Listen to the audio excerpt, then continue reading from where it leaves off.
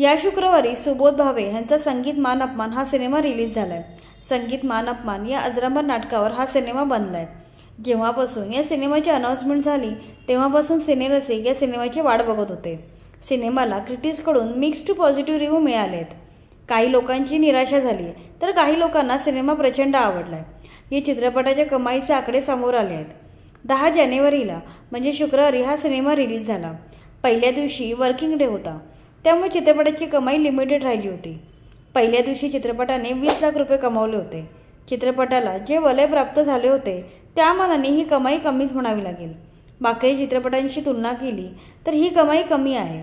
मागच्या आठवड्यात आलेल्या बोंबिलवाडी सिनेमाने पहिल्या दिवशी 64 लाख, नवरा माझा नवसाचा या सिनेमाने 1 करोड 60 लाख आणि धर्मवीर चित्रपटाने 1 करोड 90 लाख पहिल्या दिवशी कमावले होते। दुसऱ्या दिवशी संगीत मान अपमान या सिनेमाच्या कमाईमध्ये 85% वाढ झाली। सिनेमाने शनिवारी म्हणजे दुसऱ्या दिवशी 37 लाख रुपये कमावले। ही चांगली गोष्ट आहे। रविवारी पुन्हा कमाईमध्ये 35% वाढ होऊन कमाई 50 लाखावर पोहोचली। अशा प्रकारे सिनेमाने 3 दिवसात 1 करोड रुपयांचा टप्पा ओलांडलाय।